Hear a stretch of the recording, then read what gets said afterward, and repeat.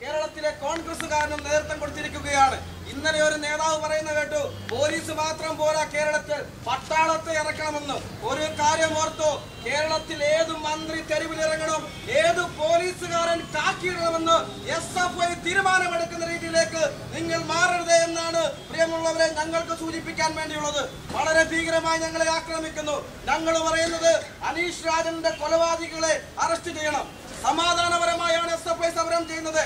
അങ്ങനെ സമാധാനപരമായി സമരം ചെയ്യുന്നവരെ ഭീകരമായി ആക്രമിച്ചു പോകാൻ പോലീസ് തയ്യാറാകുകയാണ്. എന്താ കഴിഞ്ഞ ദിവസം മാധ്യമങ്ങൾ റിപ്പോർട്ട് ചെയ്തല്ലോ, എത്ര ക്രിമിനലുകളാ കാക്കിയിടുന്നത്. DGP മുതൽ ഹെഡ് കോൺസ്റ്റബിൾ വരെയുള്ള പോലീസുകാർ ക്രിമിനലുകളാണ്. ഈ കേരളത്തിലെ ഗവൺമെന്റ് റിപ്പോർട്ട് ചെയ്തത് എന്താ നടപടിയെടുക്കാത്തത്? ഞങ്ങളുടെ സമരം ജനാധിപത്യ അവകാശമാണ്.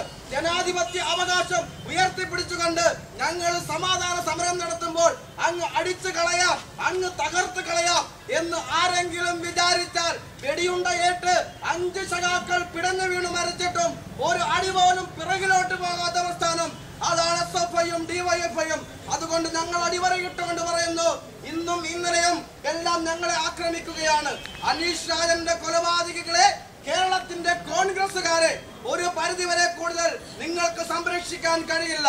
അവരെ അറസ്റ്റ് ചെയ്യാതെ കേരളത്തിന്റെ വിദ്യാർത്ഥി സമൂഹം, കേരളത്തിന്റെ സമരയൗവനം കേരളത്തിൽ ഒരു പടി പോലും പിന്നോട്ട് പോകില്ല എന്ന് മാത്രം പ്രഖ്യാപിച്ചുകൊണ്ട് മുഴുവൻ സഖാക്കളെയും SFI സംസ്ഥാന കമ്മിറ്റിക്ക് വേണ്ടി അഭിവാദ്യം ചെയ്തുകൊണ്ടും നിർത്തുന്ന സഖാക്കളെ